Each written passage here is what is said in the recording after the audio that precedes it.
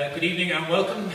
We're 9:20, an hour and a half into this, and the first topic for me is Christmas fairs, which is obviously a timely topic given that Christmas is in, well, I know how most people count down the days. My sister is one of those people that the day after Christmas, it is now 364 days next Christmas. So she would be able to tell you exactly how many days it is Christmas, but it is, let's say, a month and a half. My more important part about the Christmas will be the Christmas fairs, obviously, when we talk about Christmas fairs. And the idea is sort of one that's come from the continent.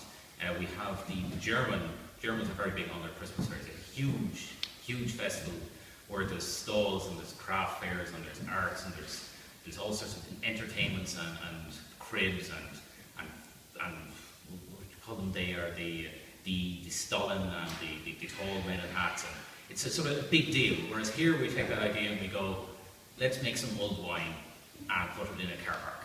So we take the glorious idea of the German Christmas fairs and we distill it down to the essence, which is alcohol and some other stalls. And there's also Christmas fairs in Granada. My parents are living in Spain, and we go down to the Christmas fair down in Granada, which is a very big deal. It's a huge Christmas tree, which if you've ever been down to the south of Spain, the idea of a giant spruce spur, which is like the traditional Christmas tree, in the olive garden of Spain, is sort of this giant, huge green thing where everything else is dry and bare and sort of dying.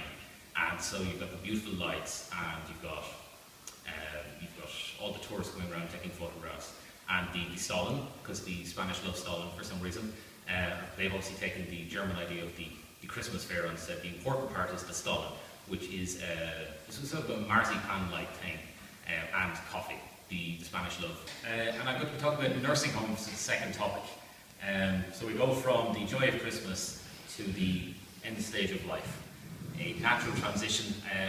I have to say, I worked in a nursing home as a catering assistant, so I didn't have to do the difficult part of it, which is the caring for the elderly, the nursing them through their life. As a catering assistant, you get the luxury of going in and saying, this is your breakfast, and then you walk away. You say, you go down and you're busy in the kitchen, whereas the care assistants have to go up and get these people ready for the day, and these people at the end of life who have to, maybe they don't have family to take care of them, or their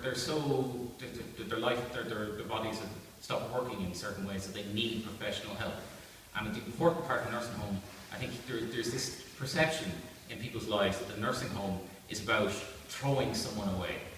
And we couldn't possibly do that to our family because we love them. And anyone who puts their family into a nursing home must be something wrong with them. But I think really we should start saying, why aren't we putting people into nursing homes? Why are we taking the burden on ourselves to take care of elderly parents when it's doing greater harm on the family? Say if in the particular instance of my own grandfather had Alzheimer's. Unfortunately, this is a terrible thing to say, he died before it got really bad. It's still me, Darran Smyth, as Eamon has said, and the final topic is cyclists. If you know anything about me, and you will know at the end of 2 minutes, I used to be a big cyclist, and then unfortunately I got lazy, quite like Fergal and the gym. But I had all the gear. I had the luminous top, the fantastic lycra shorts, the fantastic lycra leggings, which are very flattering if you're thin.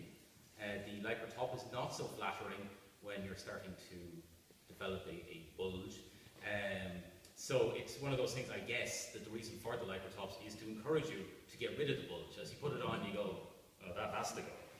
And so you get on the bike and keep pedaling. But if you notice, the problem with cycling actually is that it's all in the legs. Your legs get more and more toned, and I don't know if I should say this, but your arse also gets really toned. Is it really toned? Yeah, it's really toned. This residual. And so it all gets really good from here down, or from the foot up, depending on your perspective. But the gut never goes, because it's just sitting there. You're sitting, and your legs are working away, and occasionally your arms are doing this, or this, as you point out, where you're going. Occasionally it's, as you're falling. But generally, all the action is in your legs, so the gut never goes. But what I did enjoy about cycling, when I was cycling, I used to cycle up and down to Dublin. And the joy was I cycle up to Dublin in the morning, at 6 o'clock in the morning, lights on, bombing it down the motorway, Don't do that, that's illegal. I didn't say I did that. So I go down the dual carriageway as it was, and I go down the dual carriageway and I'm coming home. And on the way home, there's more traffic on the way home at 2 o'clock in the afternoon on a Sunday, as you're cycling back through Lucan and Liffey Valley. And you've got all the Dubs and the Dublin bus, and Dublin bus hates cyclists.